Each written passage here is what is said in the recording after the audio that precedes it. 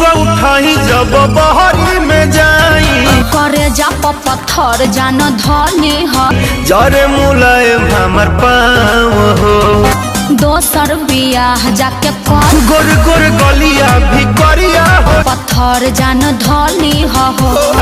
मिले ना पेड़ा होता छाव दोसर बियाह जाके कनी हो बात पिया मानी दर्द हमारो त जानी बीतल बतिया सोच के उठे नहीं बथला कमरी है जारी हो तो जाओ और ले जाओ अपना लॉकेट नोच के से दी घर के भीतरी आए रे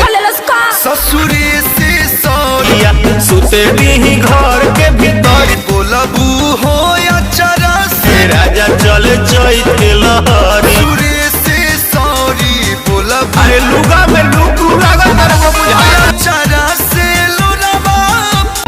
लम्मी गावा न करा के बड़ी मोहल्ला गताटे नहीं रखनी लुका के अब तू तो प्यार हो ऊपर उपवा बिगाड़े लेकिन पापा कहता रे मन भीतर से पे तनिक फायदा खातिर कायल लम्मी गावा न करा के तू बिगड़ा तारू हो नहीं रखनी लुका के अपना सैंडल से सब ऊपर उपवा बिगाड़े हमके जा रहता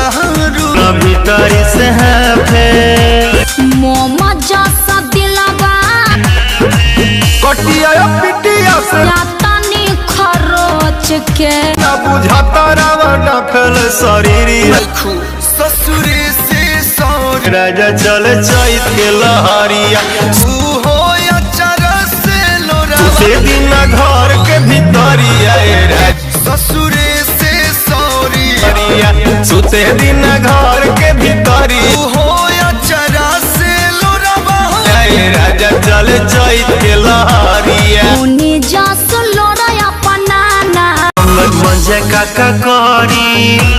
आया खसे बहाव ऐसे रसी हम बरी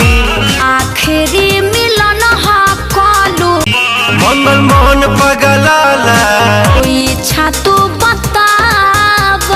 हम तो भीतरी से जरी जा तू जाता